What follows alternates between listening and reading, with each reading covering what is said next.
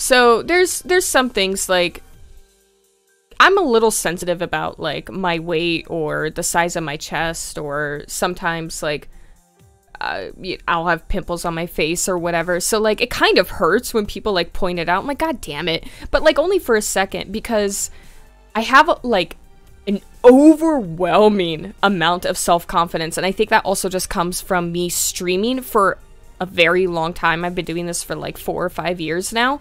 And I'm very comfortable with the type of content that I create and where my position is within this industry. And of course I'm looking to grow. Like who isn't? It's the same as like any industry, like anyone who's trying to grow their career or anyone who's trying to be better in school. Everyone wants to be like a little bit better, of course.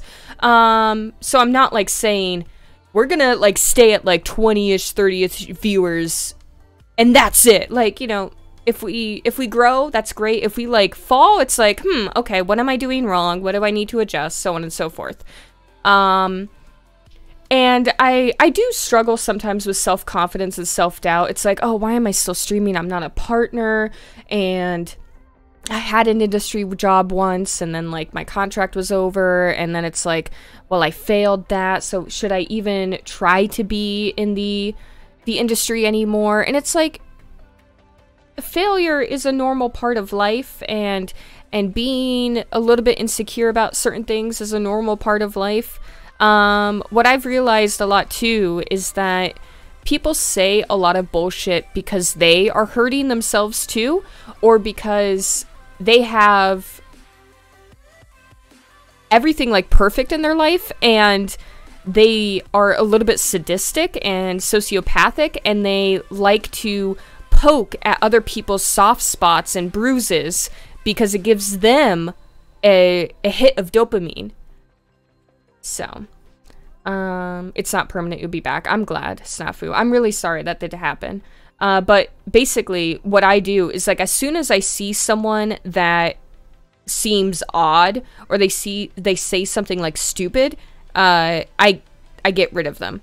I should have gotten rid of that Kel person when they first said the thing about their boyfriend, but I kind of wanted to bite a little bit because I knew I could spin that into a positive little tidbit about relationship advice. And then I was just waiting for them to say something racist, and then I banned them. But it's also, I have so much experience doing this stuff that I knew it was coming, and I was just like waiting, and I'm like, okay, we're done. I do not abide by people's bullshit. I do not have the time. I do not have the energy. And there's plenty of other places on the internet that foster that kind of toxicity and community.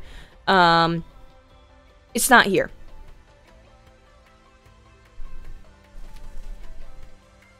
Yeah, that's fair, Sparks. I'm pretty cautious, but I also really believe in like positive intent and the good in humanity, much more than I maybe should sometimes. But I've lived in New York City for like 5+ years now, so I'm really good at being able to like just quickly judge a situation. And sometimes it's over-judging and it's overprotective of myself, but if I get it wrong, I'm always someone who's like, hey, you know what? I got it wrong. That's my bad. I apologize. I didn't mean to hurt you. And if we can move past this and still be friends or whatever, great. If not, plenty of other streamers, plenty of other people you can befriend instead. And I'm not perfect either. I've done shitty things. I've said shitty things to people throughout my life, but humans grow. They learn from what they've done wrong. They cringe at their past mistakes and they grow from it. And I think that's important to keep in mind too. So there's been some people like on Twitch and stuff that have hurt me a lot, but it's been like years now, and I'm just kind of apathetic to it now. I don't really pay attention to them anymore, and they do their thing, I do my thing. We're still kind of like in the same circles or whatever, and it's like, you know, I wish them the best, like human to human. I wish them the best in life, but like I'm not gonna be their friend anymore.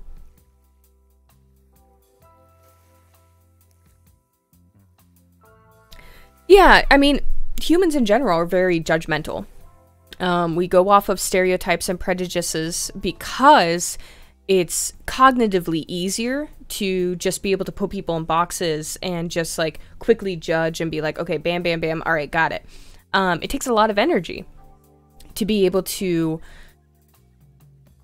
analyze every situation perfectly and come up with the right response and everything. So that's why, like, sometimes when there's like streamer drama on Twitter or whatever, I don't always I get into it maybe 1% of the time. And that's only because something like comes to mind right away and I'm like, yes, this is a solid stance, I like it, I'm putting it out there. Other times I'm like, I don't need that negative energy in my life, and I'm just gonna like let this all fall over. And if I see someone who states something that's like really good, then I will you know, like it. I'll let them know that like, hey, that was well said and so on. But yeah.